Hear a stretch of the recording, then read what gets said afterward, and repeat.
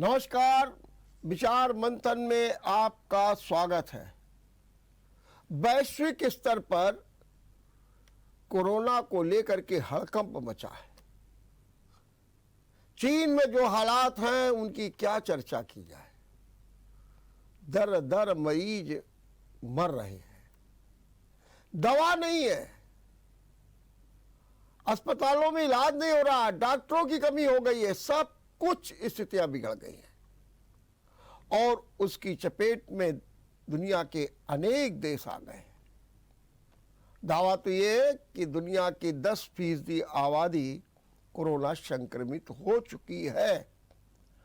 आने वाले दिन और भी भयावह होंगे। भारत सरकार सतर्कता, सजगता में सदैव आगे रहती है। कोरोना के संकेत मिलते ही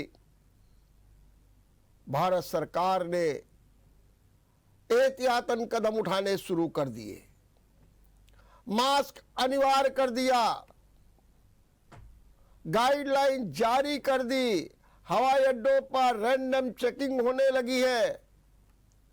कभी कभी तो ऐसा लगता है कि जैसे कि बिल्कुल कोरोना आ गया हो। और यह भी बात सही है कि हमारी जो अब तक की सफलता रही है उसमें हमारा वैक्सीनेशन सबसे महत्वपूर्ण रहा। 220 करोड़ टीके लगाए गए और अब तक 4 टीके हमारे यहां उपलब्ध रहे। लेकिन आज एक और उपलब्धि हुई। पहली बार नेजल वैक्सीन को मंजूरी दे दी गई और ये जो नेजल वैक्सीन है ये आज से ही प्राइवेट अस्पतालों में उपलब्ध हो गई है। इसको लेकर की तरह तरह की चर्चाएं हैं। क्या ये अधिक कारगर है? इसकी उपादेयता ज्यादा है? क्या सुई से जो कष्ट होता था उससे मुक्ति मिल गई? क्या ये सिर्फ बूस्टर डोज के लिए ही है? और साथ में क्या ये इम्यूनिटी भी बढ़ा देगी? इसका असर कितने दिनों में आएगा? ऐसे तमाम सवाल जनमानस में तैर रहे हैं। आज इसी के जवाब हम लेंगे जाने माने माइक्रोबायोलॉजिस्ट डॉक्टर विकास मिश्र जी से। डॉक्टर विकास मिश्र गणेश शंकर विद्यार्थी मेडिकल कॉलेज में प्रोफेसर हैं। और एक अच्छी बात यह है कि यदि मैं ये कहूँ कि कोरोना का जो संक्रमण है उसके एक्सपर्ट हैं तो अतिशयोक्ति भी नहीं होगी, क्योंकि वे लगातार एक एक वेरिएंट पर नजर रखते हैं और पुख्ता व्यवस्था करके उसका विश्लेषण भी करते हैं। डॉक्टर विकास मिश्र, मैं आपका बहुत बहुत स्वागत करता हूं। और सबसे पहले मैं केवल पहली प्रतिक्रिया नेजल वैक्सीन माने नाक से ड्रॉप की जो आज से उपलब्धता हुई है इसके बारे में आपका क्या कहना है? नमस्कार डॉक्टर वर्मा। सबसे पहले मैं आपके माध्यम से जनता को बताना चाहूँगा कि ये जो नेजल वैक्सीन है ये कोरोना के लिए अपनी तरह की पहली एक वैक्सीन है जो नाक के द्वारा दी जाएगी। ये जो वैक्सीन है ये भारत बायोटेक जिसने कोवैक्सीन प्रोडक्शन किया था, जो कोवैक्सीन हमारी बूस्टर डोज में और प्राइमरी डोजिंग में इस्तेमाल हुई, उसी कंपनी ने ICMR के साथ मिलकर बनाई है। इसका फायदा ये है कि ये इसमें बहुत ज़्यादा एक्सपर्टाइज की ज़रूरत नहीं पड़ती है और ये नाक के द्वारा दी जाती है, यानी कि नीडल, सिरिंज और ये सब जो प्रिकॉशंस लेना था, एक्सपर्टीज की स्टाफ की ज़रूरत थी वैक्सीन देने के लिए, वो सब चीज़ें इसमें ज़रूरत नहीं है। इसमें नाक के द्वारा इसको दिया जा सकता है, तो बहुत अच्छी तादाद में इसको दिया जा सकता है। ज़्यादा से ज़्यादा पॉपुलेशन को कम समय में कवर किया जा सकता है। ये जो वैक्सीन आई है इसको सितंबर में DGCI ने अप्रूवल दिया था। उसके बाद अक्टूबर नवंबर के बीच में SCO ने इसको अप्रूवल किया और आज गवर्नमेंट ऑफ इंडिया ने इसको 18 साल से ऊपर की जनता के लिए बूस्टर डोज वैक्सीनेशन के लिए इमरजेंसी अप्रूवल दे दिया है। यानी कि शुरू में तो ये प्राइवेट हॉस्पिटल्स में अवेलेबल रहेगी, बाद में इसको गवर्नमेंट हॉस्पिटल्स में भी प्रोवाइड किया जाएगा, क्योंकि भारत सरकार ने देखा कि हमारी जो वैक्सीनेशन, हालांकि हम 220 करोड़ पार कर चुके हैं वैक्सीन का, लेकिन जो बूस्टर डोज थी या जिसको हम प्रिकॉशन डोज बोलते हैं, उसमें थोड़ी सी शिथिलता आ गई थी। लोग थोड़ा सा ज्यादा उसके लिए अवेयर नहीं थे और उन लोगों ने कम लगाई। आप देखें तो लगभग 30 से 40% लोगों ने ही प्रिकॉशन डोज का प्रयोग किया है। तो इसमें बहुत ज्यादा तादाद बढ़ेगी लोगों की, क्योंकि ना तो इसमें सुई से लगने का कोई झंझट है, ना कोई दर्द होगा, ना ज्यादा टाइम लगेगा। इसको बहुत ही आराम से एक नेजल ड्रॉपर के द्वारा इसको 4 बूंद दोनों नाकों में डाला जाएगा। और अगर आप इस वैक्सीन की बात करें तो फिलहाल तो इसको बूस्टर डोज के लिए ही इस्तेमाल किया जा रहा है। आगे चल के उसको नॉर्मल कोविड प्रोटोकॉल की तरह फर्स्ट डोज, सेकेंड डोज और उसमें भी इस्तेमाल किया जाएगा। यानी कि 4 बूंद दोनों नॉस्ट्रल्स में, 8 बूंद टोटल डोज है 0.5 ml। ये 4 हफ्ते के अंतराल में दिया जाएगा, फर्स्ट डोज और सेकेंड डोज के बीच में। उसके बाद लगभग 6 से 8 महीने बाद आप इसका बूस्टर डोज ले सकते हैं। और कहते हैं इसका असर जो है वो 2 हफ्ते में आता है। जी बिल्कुल सही है डॉक्टर वर्मा। देखिए, कोरोना वायरस हमारे शरीर में प्रवेश कहां से करता है? या तो नाक और मुंह के द्वारा। तो इसके जो रिसेप्टर्स होते हैं जहां पर वो मनुष्य की कोशिकाओं से बाइंड करता है, वो रिसेप्टर्स नाक या मुंह में ही होते हैं। क्योंकि हम नेजल के द्वारा दे रहे हैं तो हमारी लोकल इम्यूनिटी इंटैक्ट हो जाएगी। यानी वायरस को हम जब नाक से या मुंह से एनकाउंटर करेंगे तो उसी समय हमारी इम्यूनिटी काम करना शुरू कर देगी। इसमें ना केवल IgA एंटीबॉडी बल्कि IgG एंटीबॉडी भी प्रोड्यूस होगी, जो कि हमें अच्छी प्रतिरोधक क्षमता वैक्सीन में देगी। और इसका एक और फायदा है, ये फायदा है कि एक तो ये जिस मनुष्य ने इसको ली है डोज उसको भी प्रिवेंट करेगी, इसके साथ साथ ट्रांसमिशन को भी रोकेगी। यानी कि एक व्यक्ति जिससे डोज ले लिया है वो दूसरे व्यक्ति को संक्रमित नहीं कर पाएगा अगर इन्फेक्शन होता है तो ट्रांसमिशन को भी रोकेगी। ये एक नई चीज है इसमें। दूसरी चीज, क्या इंजेक्शन से ये जो ड्रॉप है ये ज्यादा प्रभावी है क्या? देखिए, इसके जब भी वैक्सीन मार्केट में आती है उसके पहले ट्रायल्स होते हैं। और ट्रायल जो होता है, क्योंकि तभी सरकार ने इसको अभी इमरजेंसी अप्रूवल दिया, क्योंकि बहुत छोटी पॉपुलेशन को लेके इस पे ट्रायल हुआ है, तो उसमें ये काफी एफिकेशियस मानी गई है और कोविशील्ड और कोवैक्सीन के बराबर ही इसकी प्रतिरोधक क्षमता है।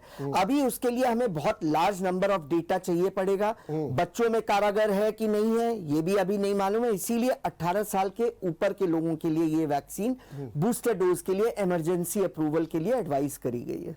क्या कहते हैं कि जब ड्रॉप डाली जाती है तो जैसा अभी आपने कहा कि कोरोना भी नाक के माध्यम से आता है, मुंह के माध्यम से, तो उसको रोकेगी। कहते हैं कि मुझे ज़्यादा ज्ञान नहीं है, आप बताइए कि जब इसको ड्रॉप में डालते हैं तो नाक में प्रोटीन बनता है और शरीर के अंदर इम्यूनिटी जो है डेवलप होती है। बिल्कुल, क्या सही है ये? बिल्कुल बिल्कुल आप सही बोल रहे हैं। ये जो होता है, ये बिल्कुल, देखिए कोविशील्ड जो एक वैक्सीन आई थी जो कि आपका ये जो आपकी सीरम इंस्टीट्यूट ऑफ इंडिया ने बनाई थी, वो भी एक वायरल वेक्टर वैक्सीन थी। यानी चिंपैंजी में जो इफेक्ट करता है एडिनो वायरस, उसको मॉडिफाई करके कोविड का स्पाइक प्रोटीन उसमें डाल दिया गया था। ठीक उसी तरह ये जो इनकोवैक इस वैक्सीन का नाम है, इनकोवैक में भी इसी तरह का प्रयोग किया गया है।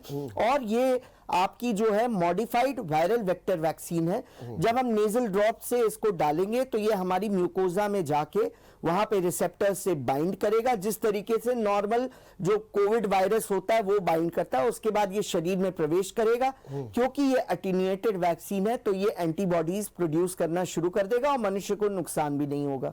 अच्छा, जैसे कि इंजेक्शन में ये था कि जब इंजेक्शन लगता था तो 2 बातें थी। इंजेक्शन लगता था तो थोड़ा बहुत लग भी जाता था, चुभता है, कोई बात नहीं। दूसरा ये था कभी कभी इंजेक्शन की जगह पर सूजन आ जाती थी। एक ये भी होता था कि बुखार भी आ जाता था तो पैरासीटामोल भी दे दिया जाता था कि भाई आप रख लो और जब बुखार आए तो उसको ले लें। क्या इस तरीके की बातें या इस तरीके के कोई साइड इफेक्ट इस नेजल वैक्सीन में भी दिखाई देंगे? जी, आपका प्रश्न बहुत अच्छा है। हर वैक्सीन के साइड इफेक्ट होते हैं। मुद्दे की बात यह होनी चाहिए कि कोई मेजर साइड इफेक्ट ना हो जो डेली एक्टिविटी को हैम्पर करे। इसके भी साइड इफेक्ट हैं, लेकिन वो बहुत ही माइनर हैं और बहुत कम पॉपुलेशन में आते हैं ये साइड इफेक्ट, जैसे कि बुखार आना, रनिंग नोज, अत्यधिक छींक आना, ये 2-3 साइड इफेक्ट है। जबकि पेन, जो स्वेलिंग, रेडनेस, ये सब इसमें नहीं होता है। खाली 3 तरह के side effect, minor side effect इनको हम कहेंगे, आ सकता है। कुछ व्यक्तियों में बुखार के रूप में आ सकता है, कुछ में रनिंग नोज या ज्यादा छींकने के उसमें ये आ सकता है। तो उसके लिए भी उसका उपचार होता है, वो दी जाती हैं दवाइयां और ये ठीक हो जाता है। तो डॉक्टर साहब, क्या जैसे आपने कहा कि रनिंग नोज और छींके ज्यादा आई, तो उससे जो ये जो ड्रॉप्स हैं उसका इफेक्ट नहीं कम हो जाएगा? आपने बिल्कुल सही कहा, इसका इफेक्ट कम हो जाएगा। इसीलिए वैक्सीन में जब इसको दिया जाएगा तो इसके लिए प्रॉपर ट्रेनिंग कराई गई है लोगों को। हाँ, कि मरीज को आपको वैक्सीनेट करने के पहले बताना पड़ेगा कि उसको नाक को वैक्सीन देने के पहले अच्छे से ब्लो करना है, जिससे अंदर कोई ऑर्गेनिक या इनऑर्गेनिक मटेरियल जो प्रेजेंट है आपकी नाक में वो निकल जाए, जो वैक्सीन की डोज से हैम्पर ना करे कोई भी ऐसा कंटेंट। नाक को साफ बहुत कर देना, बिल्कुल, नाक को ब्लो करके साफ करना है। उसके बाद उसकी गर्दन पीछे करनी है और उसको बताना है अब हम ड्रॉप डालने जा रहे हैं। ड्रॉप डालने के करीब 20 सेकंड तक उसको अपने जो सर है वो पीछे ही रखना है, जिससे वैक्सीन का एक्शन हो जाए। और ये भी बताया गया है कि किसी कारणवश अगर व्यक्ति अपना मुंह आगे कर लेता है और जो वैक्सीन आपने डाली है नेजल ड्रॉप के रूप में वो बाहर निकल आती है, तो आप उसको रिपीट भी कर सकते हैं। रिपीट कर सकते हैं। ये भी बड़ी बात है कि अगर आपने आगे मुंह किया और ड्रॉप्स गिर जाए तो उनको रिपीट भी आप कर सकते हैं। तत्काल करना होता है कि कुछ समय बाद? नहीं, बिल्कुल तत्काल कर सकते हैं। तत्काल कर सकते हैं। और वैक्सीन लेने के बाद, जैसे कि और वैक्सीन में होता था, आपको जो भी सिम्टम्स या साइड इफेक्ट आने होंगे शुरुआत के आधे घंटे में आने, तो वैक्सीन लेने के आधे घंटे तक आपको वैक्सीनेशन सेंटर में आपको थोड़ी देर वेट करना पड़ेगा। उसके बाद अगर आपको कोई साइड इफेक्ट नहीं महसूस होते तो इसकी बहुत कम संभावना है कि कोई भी माइनर साइड इफेक्ट आपको घर में आएगा, जैसे बुखार के रूप में या रनिंग नोज के रूप में। तो आप जो भी प्राइमरी आपका साइड इफेक्ट आना होगा वो आधे घंटे के भीतर आ जाएगा। इसीलिए आपको वैक्सीन लगवाने के आधे घंटे के अंदर आपको वैक्सीनेशन सेंटर पे ही रहना पड़ेगा। और एक और बात, ये आज शाम से कोविन पोर्टल पे ऐड भी हो चुकी है। जी। लेकिन डॉक्टर साहब ये बताइए, इसकी प्रक्रिया पूरी वैसे ही होगी जैसे कि इंजेक्शन में होती है, कोवैक्सीन में हुई या कोविशील्ड में हुई, कि आपको जाना है, फिर सेंटर में जाना है, फिर उसमें आपके मोबाइल पर होगा, फिर उसके बाद रजिस्ट्रेशन कराना होगा, फिर आपको लगेगी, फिर आपका कार्ड बनेगा, फिर आप वहीं पर रुकेंगे आधा घंटे?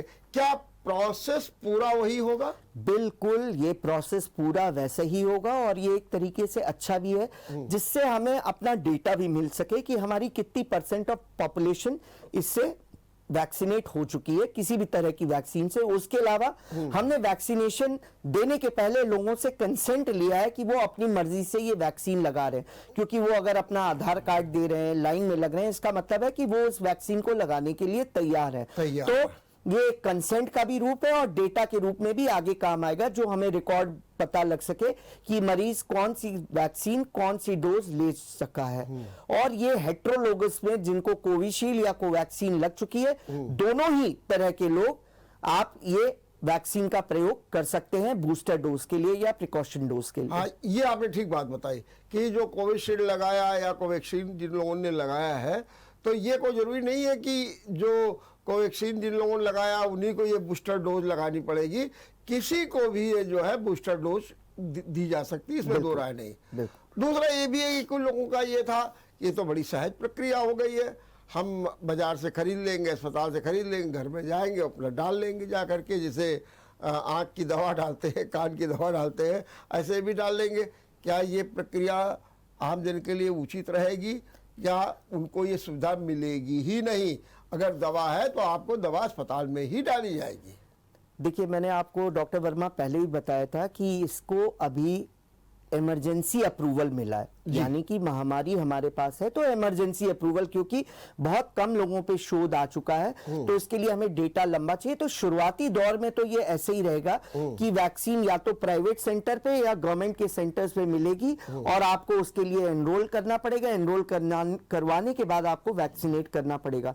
जब हमारे पास ये कुछ सालों बाद जब डेटा बहुत ज्यादा इकट्ठा हो जाएगा और ये वैक्सीन पूरी तरीके से सेफ हो जाएगी, तो जैसे बाकी वैक्सीन्स भी ओवर द काउंटर यानी प्रिस्क्रिप्शन से मिलती हैं बाकी मेडिकल स्टोर्स पे, उसी तरीके से ये वाली भी वैक्सीन्स मिलना शुरू हो जाएंगी। तब शुरू हो जाएगी। जी। अच्छा, अभी इसका कोई मूल्य निर्धारण नहीं हुआ है कि कितना पैसा देना पड़ेगा या फ्री ही लगेगी? मान लीजिए प्राइवेट वाले हैं तो फ्री कैसे लगाएंगे, गवर्नमेंट में तो हो सकता है कि फ्री लग जाए, लेकिन अभी कोई इसका निर्धारण नहीं हुआ है। जी, अभी इसका निर्धारण, और मुझे लगता है कि कल तक वो भी आ जाएगा कि कितने में आपको ये वैक्सीन लगेगी। प्राइवेट में जी, या गवर्नमेंट में? नहीं, गवर्नमेंट में तो ये फ्री ऑफ कॉस्ट प्रोवाइड करी जाएगी। जो हमारी भारत सरकार का प्रोटोकॉल है वो फ्री ऑफ कॉस्ट ही दिया जाएगा वैक्सीनेशन सेंटर पे। प्राइवेट सेंटर्स में ये बाई कॉस्ट दी जाएगी, लेकिन वो बहुत ही कम दर पे होगी। जितनी लागत होती है उससे भी कम दर पे ये दिया जाएगा। अच्छा, सामान्यतः ये भी लगता है कि इंजेक्शन के मुकाबले ये जो बूस्टर डोज है इसकी डिमांड ज़्यादा होगी और लोग ज़्यादा से ज़्यादा, क्योंकि ये बड़ी सहज है, सरल है, आरामदायक है और अब लोग आसानी से इसको ड्रॉप को स्वीकार कर लेंगे, तो लगता है कि शायद अब इंजेक्शन एक किनारे हो जाएंगे और ये जो नेजल वैक्सीन है ये अपना स्वरूप ज़्यादा ले लेगी। इसकी लोकप्रियता, इसकी मांग बहुत तेजी के साथ बढ़ जाएगी, ऐसा मानते हैं आप? आपका कहना बिल्कुल सही है। देखिए, एक तो इसमें सुई का डर नहीं है कि सुई लगने पे दर्द होगा, लाली आएगी। दूसरा, एक्सपर्टीज की जरूरत नहीं है कि हमें एक पर्टिकुलर नर्सिंग जो कि ट्रेन नर्स हो, जिसको लगाने का तरीका, इंट्रामस्कुलर देने का तरीका पता होना चाहिए, उस तरह का हो। कोई भी हेल्थ केयर वर्कर प्रॉपरली जो आई ड्रॉप या नेजल ड्रॉप डालना जानता हो वो इसको डाल सकता है। बस उसको ट्रेन करने की जरूरत है कि मरीज को ब्लो करवाएं नोज, उसके बाद उसको बताएं वैक्सीन लगने वाली है, ड्रॉप्स दिए जाने। 20 से 30 सेकंड तक आपको अपना सर पीछे रखना है वैक्सीन लगने के बाद, उसके बाद आप आगे कर सकते हैं। तो ये एक बहुत सामान्य प्रक्रिया है जिसपे दर्द भी नहीं होगा। तो इसीलिए भारत सरकार ने इसको इमरजेंसी अप्रूवल अभी केवल बूस्टर डोज के लिए दिया, क्योंकि हमारा बूस्टर डोज अभी उस लेवल पे नहीं आ पाया जिस तरीके से नॉर्मल हमारा जो वैक्सीनेशन की फर्स्ट और second dose we have crossed 90%, तो उस तरीके से नहीं आया। तो इसीलिए इसको इमरजेंसी अप्रूवल दिया है, क्योंकि ये बहुत सहज है, सरल है, देने में आसानी है, कम समय में ज्यादा से ज्यादा लोगों को हम ये दे सकते हैं, तो जिससे हमारा बहुत जल्दी इसका वैक्सीनेशन का प्रिकॉशन डोज का डेटा बढ़े, लोग अवेयर हों और जाएं और ये वैक्सीनेशन कराएं। क्या डॉक्टर साहब इसकी ट्रेनिंग वगैरह शुरू हो गई है कि कल से शुरू होगी? आप लोगों ने कोई प्लान किया है या अभी आपके गवर्नमेंट्स है इसलिए आपके यहाँ नहीं है, लेकिन जो प्राइवेट जहाँ पर पहुँचेगी वहाँ पर कोई ट्रेनिंग की कोई व्यवस्था की गई है? क्या कोई गाइडलाइन आ गई इस बारे में? जी बिल्कुल, ट्रेनिंग। देखिए, जब भी कोई चीज इमरजेंसी अप्रूवल के लिए भारत सरकार दी जाती है तो वैक्सीन अप्रूवल दिया उसके पहले ही सरकार इतना होमवर्क कर लेती है कि ये आएगा तो हमें किस तरीके से इसको वो करना है। तो अब इसमें देखिए बहुत ज्यादा ट्रेनिंग की जरूरत नहीं है, बस ये 5 से 10 मिनट का आपको लोगों को समझाना है कि आपको नाक साफ रखनी है, जिससे कि कोई भी ऑर्गेनिक मैटर वैक्सीन के कंटेंट से उसकी जो क्षमता है उसको कम ना कर सके, इसलिए नाक साफ रखें। 20 सेकेंड तक नाक पीछे रखें, उसके बाद अपना सर पीछे रखें और ड्रॉपर से डालने के बाद 20 सेकेंड तक आपको वेट करना, उसके बाद आधे घंटे तक आपको वैक्सीनेशन सेंटर पे। तो ये कोई ऐसा कोई बहुत ही टेक्निकल, इतना ज्यादा टाइम कंज्यूमिंग नहीं है, तो ये ऑलरेडी बता दिया गया है लोगों को, और आगे भी वैक्सीनेशन जब शुरू होगा तो हेल्थ केयर वर्कर्स को ये बता दिया जाएगा। ठीक बात है। ये तो रही डॉक्टर साहब नेजल वैक्सीन की बात। इसमें कोई ऐसा पॉइंट छूट रहा हो जो हम न समझ पाए, वो आप बताना चाहते हो तो बता दीजिए। डॉक्टर वर्मा, बस मैं आपके माध्यम से यही कहना चाहता हूं, पूरे विश्व में भारत का नाम बहुत अच्छा गया है, क्योंकि हमने कोविड को जिस तरीके से बहुत सीरियसली लिया है, ना केवल हमारी जनता ने बल्कि भारत सरकार ने भी। हमारे यहाँ सबसे ज्यादा वैक्सीन्स का प्रोडक्शन हुआ है, लोगों ने वैक्सीनेशन जाके करवाया, 90% के ऊपर 220 करोड़ हम लोग वैक्सीन ले चुके हैं। तो सभी लोगों से ये रिक्वेस्ट है कि जिन जिन लोगों ने, खास करके जो 50 साल से ऊपर के बुजुर्ग हैं, जिनको कोमॉर्बिडिटीज है, कृपया जाके अपने आप को एनरोल कराएं। जो हमारा प्रिकॉशन डोज का वैक्सीनेशन लेवल का परसेंटेज कम है उसको बढ़ाएं, अपने आप को एनरोल कराएं और प्रिकॉशन डोज लगवाएं। और प्रिकॉशन डोज लेने के बाद भी कम से कम 15 दिन तक पूरी सावधानी बरतें, क्योंकि एंटीबॉडीज बनने में 10 से 15 दिन लगेंगे। डॉक्टर साहब, इस समय कोरोना को लेकर के जो कोहराम सा मच गया है, हमारी केंद्र सरकार, राज्य सरकार, प्रधानमंत्री की ओर से बैठकें हो रही हैं, हमारे मुख्यमंत्री बैठकें कर रहे हैं। आज अभी स्वास्थ्य मंत्री केंद्र ने राज्यों के स्वास्थ्य मंत्रियों के साथ बैठक की, एक गाइडलाइन आ रही है। अब ये भी सुन रहे हैं कि नए साल कैसे मनाएंगे उसकी भी गाइडलाइन आ रही है, त्यौहार कैसे मनाएंगे उसकी भी गाइडलाइन आ रही है, और पार्लियामेंट, सेना, पुलिस सब में मास्क को अनिवार्य कर दिया गया है। लेकिन इसके साथ में ये भी कहा जाता है कि हमारे यहाँ कोई घबराने की बात नहीं है, हमें कोई परेशान होने की बात नहीं, क्योंकि हमारा तो डाटा लगातार गिर रहा है। और अभी जो आज लेटेस्ट अभी जानकारी आई है उसके अनुसार 0.14% ही पॉजिटिविटी रेट है, बल्कि दिल्ली में 1 की डेथ हुई, मुंबई में 1 की डेथ हुई, वहाँ पर 10-12 केस, वहाँ पर 10-12 केस। ऐसी स्थिति में इतना सब कुछ होना, आम आदमी थोड़ा सा परेशान सा नजर आ रहा है कि भाई एकदम क्या हो रहा है, क्या फिर हम उसी रास्ते पर जा रहे हैं? क्या कहेंगे इस बारे में? देखिए डॉक्टर वर्मा, बहुत अच्छा प्रश्न है, लेकिन आपके माध्यम से मैं जनता को ये बताना चाहता हूं कि ये जो सरकार है, ये एक पहली सरकार है जिसने पब्लिक हेल्थ सिस्टम को पूरी ईमानदारी से एड्रेस किया है, बहुत ही सजग है, हर तरीके से ये प्रयास कर रही है कि महामारी से हम लोग लड़ सकें और उससे पार पा सकें।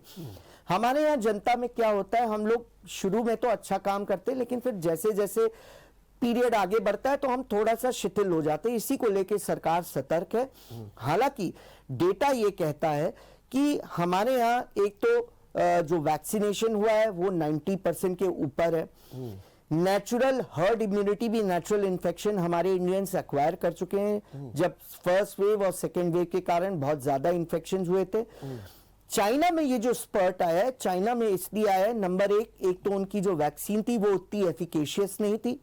चाइना का डेटा वैसे भी हम लोग को पता नहीं लग पाता है, लेकिन फिर भी सोशल मीडिया के माध्यम से और तरह के माध्यम से जो हमें पता लगा है, वहां का वैक्सीनेशन भी बहुत पुअर है। Only 39.45% of population has been vaccinated.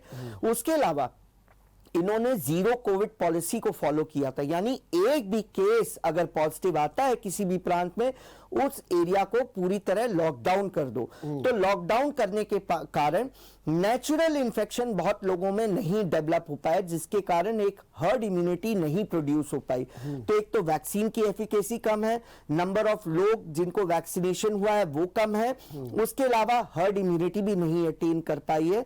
इसके कारण से ये एक स्पर्ट चाइना में आया है और थोड़ा बहुत और कंट्रीज में भी बढ़ रहा है। हमारे भारत की बात करें तो हमारे यहाँ वैक्सीनेशन, जो वैक्सीन लग रही है वो प्रूव हो चुका है साइंटिफिकली पूरे वर्ल्ड में कि इवन फाइजर और जो मॉडर्ना की वैक्सीन थी उससे ज्यादा एफिकेशियस हमारी कोविशील्ड और कोवैक्सीन थी। उसके अलावा हमारा वैक्सीनेशन स्टेटस भी बहुत अच्छा है। लॉकडाउन हमने शुरू में लगाया, उसके बाद नेचुरल इन्फेक्शन के कारण हम लगभग हर्ड इम्यूनिटी ले चुके हैं। लेकिन ये तो साइंटिस्ट का कहना है। इसके अलावा आप ये ध्यान रखें, भारत में पॉपुलेशन बहुत ज्यादा है, पॉपुलेशन डेंसिटी ज्यादा है, यानी बहुत कम एरिया में बहुत ज्यादा लोग रहते हैं, कोमॉर्बिड कंडीशंस ज्यादा हैं, तो एक भी मृत्यु यानी हमारे पूरे समाज पे वो बोझ पड़ता है, हॉस्पिटल स्टे पे बोझ पड़ता है। इसीलिए सरकार सजग है, जिससे कि जो हायर रिस्क केसेस हैं, जैसे कि 50 साल से ऊपर के लोग जिनको कोमॉर्बिडिटीज यानी diabetes, hypertension, cancer, renal failure, thyroid इत्यादि बीमारियां हैं, तो उन लोगों के लिए खतरा थोड़ा ज्यादा रहेगा। प्लस जिन्हें नेचुरल इन्फेक्शन नहीं हुआ है और जिन्होंने वैक्सीनेशन भी नहीं लिया है, तो उनके लिए भी ये वायरस खतरनाक हो सकता है। तो इसको लेके सरकार थोड़ा सजग है। हालांकि ये जो ओमिक्रॉन का सब लीनिएज वेरिएंट BF7 हमारे यहाँ पहली बार ये जो जून जुलाई के महीने में आया था, गुजरात में ही डिटेक्ट हुआ था। उसके बाद से हमारे यहाँ 6 से 7 केस नए डिटेक्ट हो चुके हैं। लेकिन आप उन केसों की बात करें तो अभी तक मेरे ख्याल से किसी भी केस को हॉस्पिटलाइजेशन या वेंटिलेटर की जरूरत नहीं पड़ी। सिर्फ आइसोलेशन और दवाइयों के सिम्टोमेटिक ट्रीटमेंट के माध्यम से वो लोग ठीक हो गए थे। लेकिन ये वायरस अपना रूप बराबर बदल रहा है। ऐसा ना हो चाइना का वायरस यहां आके किसी भी प्रतिरोधक क्षमता जिस व्यक्ति में कम है उसके अंदर इन्फेक्ट होके नया म्यूटेट करके नया म्यूटेशन बना ले और वो नया म्यूटेंट इससे ज्यादा भयावह हो, जैसे कि डेल्टा वेरिएंट था। इसी को लेकर सरकार थोड़ा सजग है और बोल रही है, गाइडलाइंस दे रही है कि एप्रोप्रिएट कोविड बिहेवियर का पालन अच्छे से करें, मास्क लगाएं, भीड़ भाड़ में ना जाएं, बहुत जरूरी हो तो जाएं लेकिन मास्क लगा के जाएं, अपने हाथों को सैनिटाइज करें और अपने आप को वैक्सीनेट जरूर कराएं। डॉक्टर साहब ये बताइए, आपने अभी एक बात की कि ये जो BF7 है ये बहुत पहले जून जुलाई में भी आया, सही बात है, 5-6 केसेस आए, उनमें सुधार भी हो गया, हॉस्पिटलाइज भी। वही BF7 जो है चीन में कहर ढाए हुए है।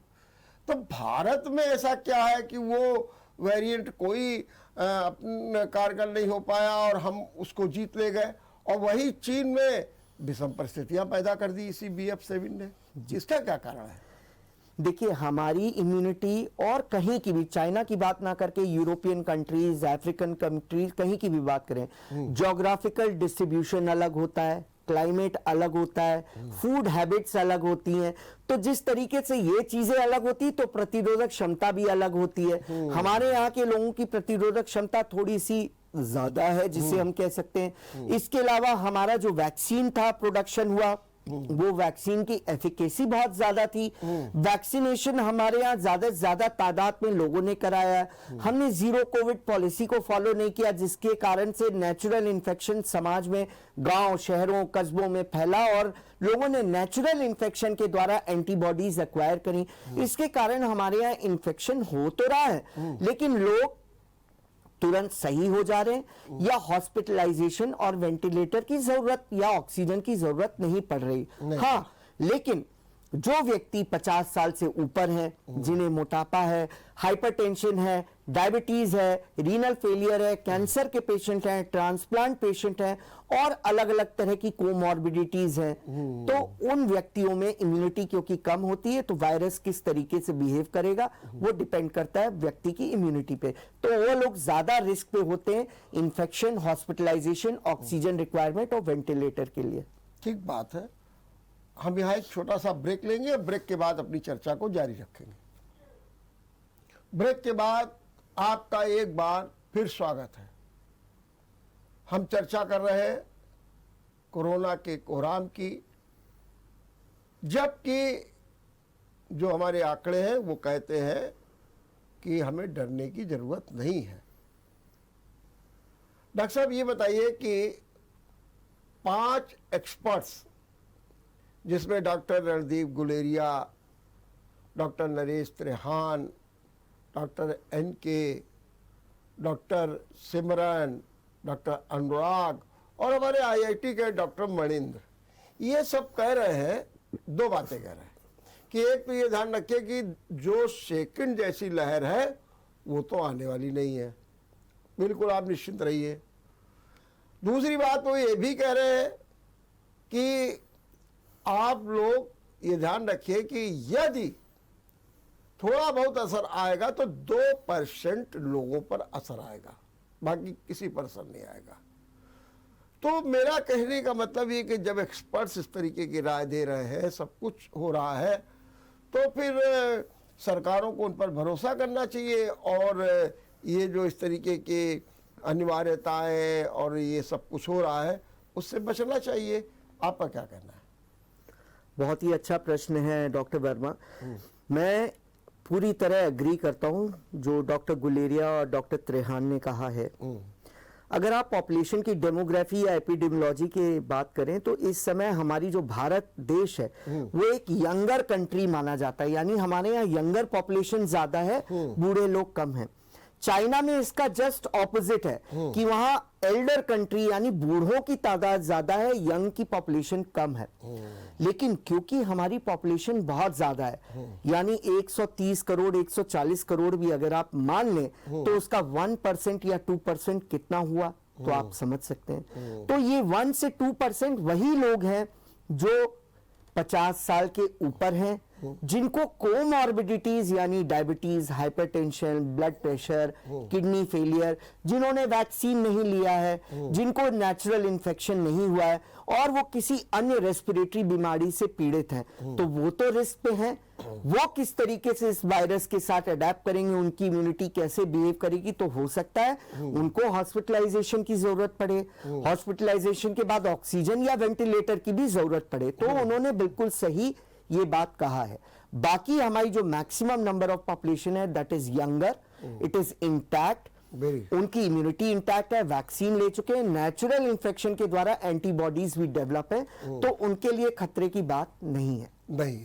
लेकिन क्या आपको लगता है कि सरकार ने जिस तरीके से सेकंड लहर को झेला और एक विषम स्थिति पैदा हो गई, खास तौर से ऑक्सीजन को लेकर के, अस्पतालों में बेड नहीं थे, वेंटिलेटर की सुविधाएं नहीं थी, ये जो तमाम इस तरीके की परेशानियां थी, क्या सरकार उसी को टारगेट करके अब व्यवस्था कर रही है कि भैया कहीं ऐसी स्थिति न उत्पन्न हो जाए, इसीलिए चाहे हमारी उत्तर प्रदेश की सरकार हो चाहे केंद्र की सरकार हो, उसी पैमाने पर कह रहे हमने बहुत अच्छा प्रबंधन कर लिया है, अब कोई दिक्कत नहीं। क्या ये भय हम लोगों को सता रहा है सेकंड लहर का? हाँ, देखिए, जब पहले भी हॉस्पिटल के मानक यही होते थे कि अगर कोई 100 बेड का हॉस्पिटल है तो उसमें ऑक्सीजन रिक्वायरमेंट 10 से 15% को ही मानक के अनुसार ये किया जाता था, यानी 10 से 15 बेड में ऑक्सीजन की जरूरत पड़ेगी, उसी के हिसाब से ऑक्सीजन की सप्लाई होती थी। फिर कोविड महामारी आई, नया वायरस था, कुछ पता नहीं था, वो उस वायरस ने किस तरीके से बिहेव किया, तो अगर हम एक हॉस्पिटल में 10 की जगह वो 40 लोगों को ऑक्सीजन की जरूरत पड़ी, तो जो 10 के लिए ऑक्सीजन था वो कम पड़ गया, तो वो दिक्कत आई। तो जिस तरीके से सरकार, जो साइंटिस्ट भी कह रहे हैं, हमारी जो कमिटी है वो कह रही है कि 1 to 2% पॉपुलेशन का थोड़ा सा खतरा है, तो लेकिन हमारी आबादी के हिसाब से वो 1 to 2% बहुत ज्यादा तादाद में हो जाएंगे, इसीलिए सरकार उसको लेके सजग है। जो भी हमारे इंतजाम, अगर आप हैलेट की बात करें तो हमारे प्रिंसिपल रिस्पेक्टेड डॉक्टर संजय काला सर ने भारतीय सरकार की और उत्तर प्रदेश सरकार की गाइडलाइंस के अनुसार 100 बेड का पूरा तैयारी कर रखी कि अगर कोविड मरीज आते हैं तो उनको हम ऑक्सीजन की सप्लाई, वेंटिलेटर की सप्लाई, दवाइयों की सप्लाई, वो पूरी तैयारी हम लोगों ने कर रखी है उसकी। मैंने इस समय हाईलाइट जो है, अगर कोई ऐसी आपदा की स्थिति आती है तो उससे निपटने के लिए तैयार है। निश्चित तौर पर गणेश शंकर विद्यार्थी मेडिकल कॉलेज ना केवल कानपुर को बल्कि आसपास के 5-6 डिस्ट्रिक्ट्स को केटर करता है। हमारे डॉक्टर्स इतने ज्यादा लोड के बाद भी बेस्ट टू बेस्ट केयर देने की कोशिश करते हैं, और आपने कोविड में देखा भी कि हमारे कितने लोग ठीक होके कोविड हॉस्पिटल से बाहर गए, ठीक होके गए। अच्छा, ये जो एक भी आया है, मैं सुन रहा था डॉक्टर रणदीप गुलेरिया का, कि विंटर सीजन आता है और खांसी जुकाम हो जाता है, तो उन्होंने एक सलाह दी। उन्होंने कहा जिन लोगों को खांसी जुकाम आए तो ये मान के चलिए कि 90% कोरोना नहीं होगा, इसकी जांच करा लीजिए। और सरकार ने कहा कि अगर कोई पॉजिटिव मिल जाए तो उसमें जीनोम सीक्वेंसिंग करा दीजिए। क्या कहेंगे इस बारे में आप? देखिए, वही चीज है। आप देखिए, विंटर्स में क्या होता है, जो मिस्ट होती है फॉग के कारण से हमारा जो पार्टिकल्स हैं वो सस्पेंडेड रहते हैं, और ये जितने भी वायरस या बैक्टीरिया होते हैं इनका वजन बहुत छोटा होता है, तो ये भी एयर में बहुत देर तक उन पार्टिकल से अटैच होकर सस्पेंडेड रहते हैं और सांस के द्वारा ये शरीर में चले जाते हैं। सरकार पूरी तरह सजग है। वो मेन इसलिए कंसर्न है कि जीनोम सीक्वेंसिंग के द्वारा हम ये जान सकें कि कोई नया वायरस म्यूटेट होके तो नहीं आ रहा है, और अगर BF7 भी है तो वो किस तरीके से भारत में बिहेव कर रहा है इम्यूनिटी के अनुसार, कि लोगों की इम्यूनिटी इंटैक्ट है कि नहीं। ये सब डेटा हमें आगे हेल्प करता है, आगे के शोध में ये हमें मदद करता है कि हम आगे किस तरीके से प्रिपेयर्डनेस रखें। इसलिए भारत सरकार और इंसाकॉग ने कहा है जितने भी पॉजिटिव केसेस आएंगे, इररिस्पेक्टिव ऑफ सिटी वैल्यू, हमें उनकी जीनोम सीक्वेंसिंग करा के हमें ये पता करना होगा कि ये वेरिएंट कौन सा है, यानी भारत में कौन सा वेरिएंट ज्यादा प्रचलित है, अल्फा, बीटा, डेल्टा और ओमिक्रॉन है तो कौन सा लीनिएज है। लेकिन कहते हैं कि 75 वेरिएंट घूम रहे हैं कोरोना के। बिल्कुल 75 ना कह के मैं तो कहूंगा कि करीब 85 वेरिएंट पूरे विश्व में घूम रहे हैं और वो अलग अलग तरीके से रिस्पॉन्ड कर रहे हैं वहां पे। हर एक की जो विजिलेंस पावर है वो अपने से अलग है और अपने आप को म्यूटेट करके वो और स्ट्रॉन्गर बनने की कोशिश कर रहा है, लेकिन अक्सर अभी ऐसा देखा गया है कि वो उतना स्ट्रांग होके नहीं उत्पन्न हुआ है जितना कि अल्फा वेरिएंट और डेल्टा वेरिएंट थे। तो हमारे ख्याल से जो अल्फा और डेल्टा है ये ज्यादा घातक रहे हैं BF7 के भी मुकाबले में। जी जी।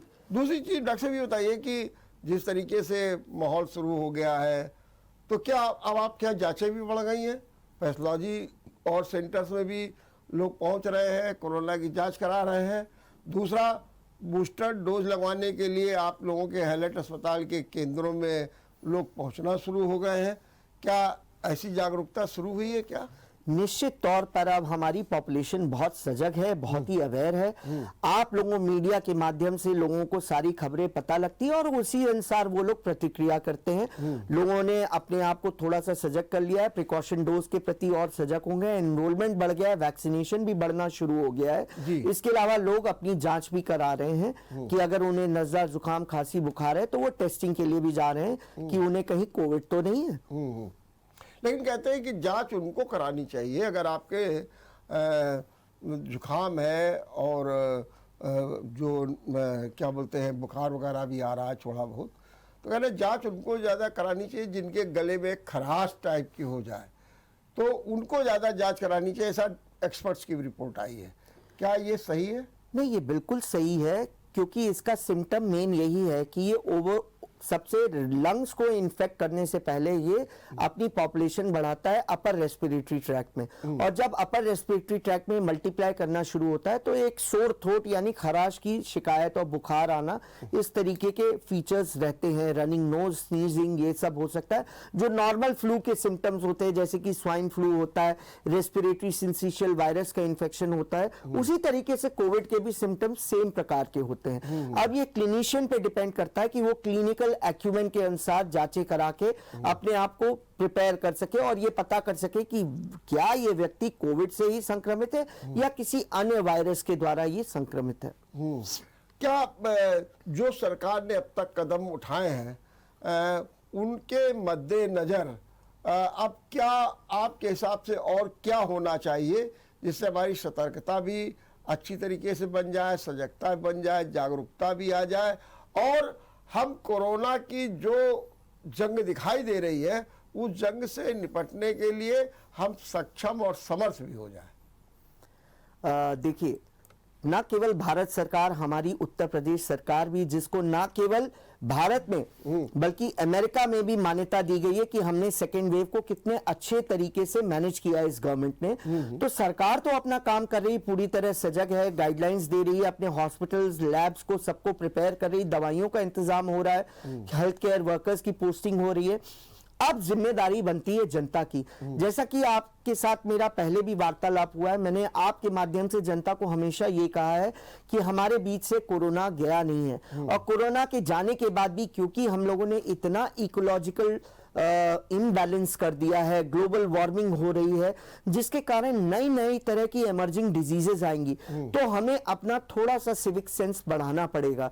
हमको सोशल डिस्टेंसिंग को फॉलो करना पड़ेगा, मास्क को न केवल पॉल्यूशन से बल्कि इन्फेक्शन से बचाने के लिए प्रयोग करना पड़ेगा, और हाथों की सफाई यानी हैंड सैनिटाइजेशन का भी हमें ज्यादा से ज्यादा प्रयोग करना पड़ेगा। इस तरीके से न केवल कोविड, अन्य तरह की जो रेस्पिरेटरी बीमारियां जो आगे भी इमर्जिंग इन्फेक्शंस आएंगे उनसे हम बहुत हद तक पार पाएंगे। एक और भी बात आती है कि ये जो कोरोना है इसका रिप्रोडक्शन बहुत तेजी के साथ होता है, और इसमें कोई जरूरी नहीं है कि कौन पक्ष होना चाहिए, नर होना चाहिए, मादा होना चाहिए, कुछ नहीं।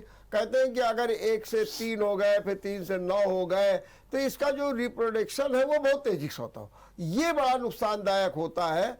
क्या आप इससे सहमत हैं? बिल्कुल डॉक्टर वर्मा, जैसे मैंने आपको अभी पहले भी बताया था कि वायरस जितनी बार म्यूटेट करता है अपने आप को स्ट्रॉन्ग बनाने की कोशिश करता है। अब वो स्ट्रॉन्ग किस रूप में बना रहा है वो वायरस पे डिपेंड करता है। देखिए, जो R0 फैक्टर यानी इन्फेक्टिविटी फैक्टर जो अल्फा का था, यानी एक अल्फा से संक्रमित व्यक्ति 3 से 4 लोग को संक्रमित कर सकता था, उसके बाद डेल्टा वेरिएंट आया, उसका आर नॉट फैक्टर 6 से 8 हुआ, यानी एक व्यक्ति 6 से 8 लोगों को संक्रमित कर सकता है। जी जी जी। ये जो BF वेरिएंट या ओमिक्रॉन वेरिएंट की सब लीनिएजेस की हम बात करें, ऑन एन एवरेज आपका इसका जो आर नॉट फैक्टर है वो 13 से 18 के लगभग है, और स्पेशली अगर हम BF7 की बात करें वेरिएंट सब लीनिएज की, तो इसका जो आर नॉट फैक्टर है वो थोड़ा सा ज्यादा है, 14 से 18, यानी एक BF7 से संक्रमित व्यक्ति 17 से 18 लोगों को संक्रमित कर सकता है। इसी को लेकर सरकार ज्यादा सजग हुई है, चिंतित हुई है, क्योंकि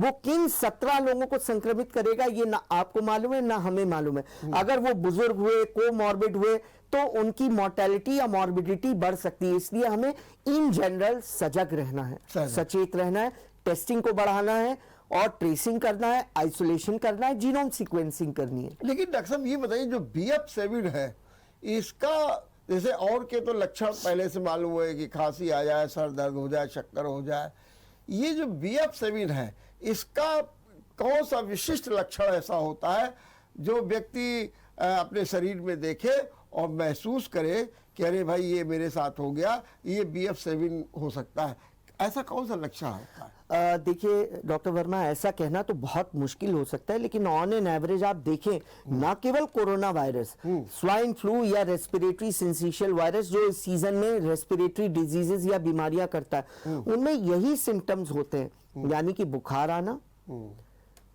सांस फूलना, खांसी आना, नाक बहना, फ्लू लाइक सिम्टम्स रहते हैं। उसके साथ साथ थकान आना। कोरोना में कुछ नई चीज आ गई थी, जैसे loss of smell, loss of taste, जो इस वेरिएंट में अभी तक नहीं पाया गया। इसमें बेसिकली यही है कि मरीज को बुखार आएगा, सोर थ्रोट या रनिंग नोज रहेगा, उसके साथ बहुत ज्यादा थकान और कमजोरी लगेगी, और कुछ विशेष ऐसा सिम्टम नहीं कि आप निमोनिया भी जिनको होता है उन लोगों के लिए भी ये माना जाता है कि BF7 का अटैक है?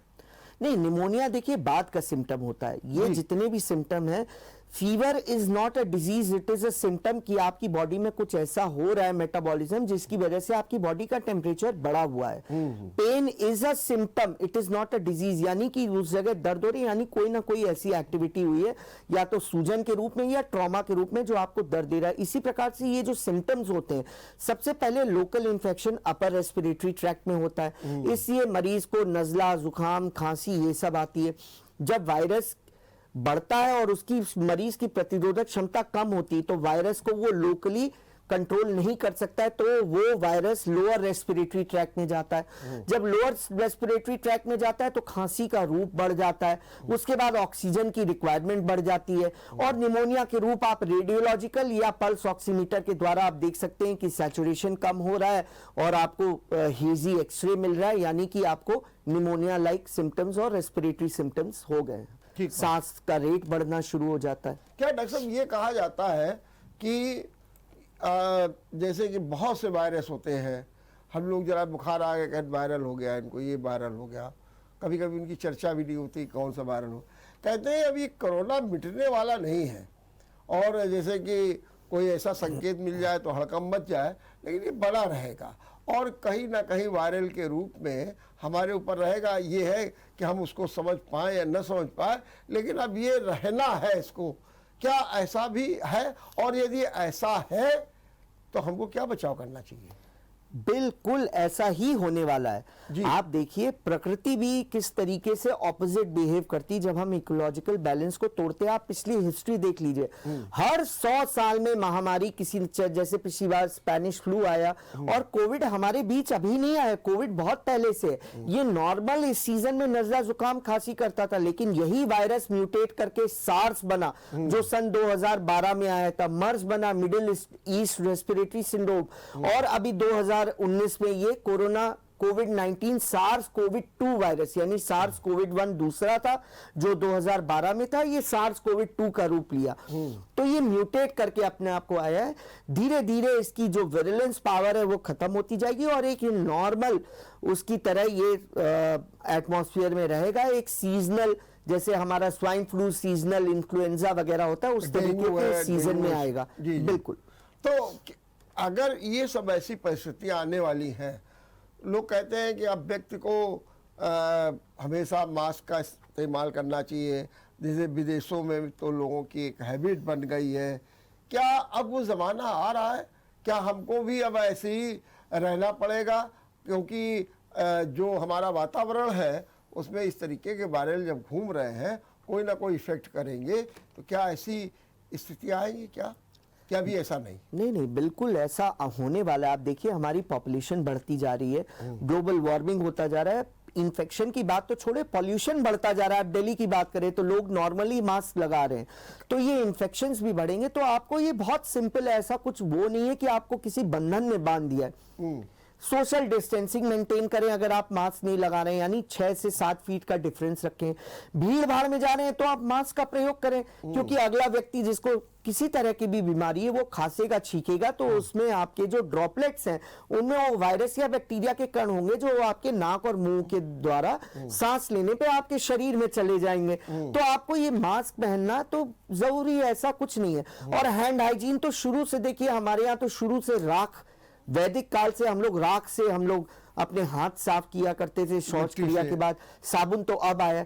तो ये सारी चीजें इंटर रिलेटेड है। हमें एक सिविक सेंस अपने आप में लाना पड़ेगा, साफ सफाई, सिविक सेंस, हैंड सैनिटाइजेशन, इसके साथ साथ अपनी इम्यूनिटी को बढ़ाना, लाइफस्टाइल मॉडिफिकेशन से हमें बच के रहना है, यानी कि सिडेंटरी हैबिट्स, कम से कम 7 से 8 घंटे की नींद पूरी लेना जरूरी है। हेल्दी भोजन करें, जंक फूड, सिगरेट, शराब, इन सब चीजों से दूर रहें, योगा या मेडिटेशन करें, तो इससे हमारी इम्यूनिटी अपने आप बढ़ेगी। और ये नॉर्मल जो आपके वायरस या कुछ भी आ रहा है, बैक्टीरियल इन्फेक्शन है, हमारी जब प्रतिरोधक क्षमता अच्छी होगी तो हमें बाहर से दवाइयों की जरूरत नहीं पड़ेगी। हमारी प्रतिरोधक क्षमता अपने आप में काफी होगी कि इन लोगों से लड़के इनका विनाश कर सके। चलिए, बहुत अच्छे ढंग से आपने डिस्कशन किया। अंत में मैं आपसे केवल एक और सवाल पूछूंगा, जनता बताइए, क्या सिर्फ मास्क का प्रयोग कर लें हम तो हम बच सकते हैं, या कि हमको वो तीनों बातें ध्यान रखनी होगी? मास्क भी पहनना होगा, सोशल डिस्टेंसिंग भी अपनानी होगी, और हैंड सैनिटाइजेशन भी करना होगा? क्योंकि अभी जितना भी शोर बच रहा है वो मास्क को लेकर पहला, सेना में मास्क कंपलसरी, पुलिस में मास्क कंपलसरी, पार्लियामेंट में मास्क कंपलसरी, सब जगह एक ही आवाज उठ रही है। देखिए डॉक्टर वर्मा, आपने तीनों चीजों का नाम लिया, चाहे सेना हो, चाहे पुलिस हो, चाहे पार्लियामेंट हो, वहां भीड़ इकट्ठा हुई है, ओवर क्राउडिंग हो रही है, यानी कम स्पेस में बहुत ज्यादा पॉपुलेशन है। तो जब कभी भी कम स्पेस पे ज्यादा पॉपुलेशन हो तो ड्रॉपलेट या एरोसोल बॉर्न इन्फेक्शन से बचने के लिए हमें मास्क का प्रयोग करना ही करना है। लेकिन तीनों चीजें आपस में रिलेटेड हैं। सोशल डिस्टेंसिंग बना के रखें, भीड़ भाड़ में ना जाएं, अगर भीड़ भाड़ में जा रहे हैं तब मास्क का प्रयोग करें। इसके अलावा अपने हाथों को बराबर खाने के पहले, नाक मुंह को छूने के पहले सैनिटाइज करें। बहुत बहुत धन्यवाद, बहुत बहुत धन्यवाद डॉक्टर साहब, आपने बहुत अच्छे ढंग से एक जन जागरण भी किया, लोगों को भय, घबराहट, डर उससे भी मुक्ति दिलाई। और सिर्फ एक ही बात है, सजग रहिए, सतर्क रहिए, कोई खास बात नहीं है, लेकिन खास बात तब होगी जब हम लापरवाह हो जाएंगे। तो सिर्फ मास्क लगाइए, सैनिटाइजेशन करिए और डिस्टेंसिंग को अपनाइए और हमारा विचार मंथन देखते रहिए। नमस्कार। अगर आपको हमारा वीडियो पसंद आया हो तो हमें लाइक करें, सब्सक्राइब करें और ज्यादा से ज्यादा शेयर करें। और हाँ, बेल आइकॉन दबाना ना भूलें ताकि हर खबर का अपडेट आप तक पहुंचे तुरंत। आप हमें इंस्टा, ट्विटर और फेसबुक पर भी फॉलो कर सकते हैं। हमारी आईडी है @JMT News Flash।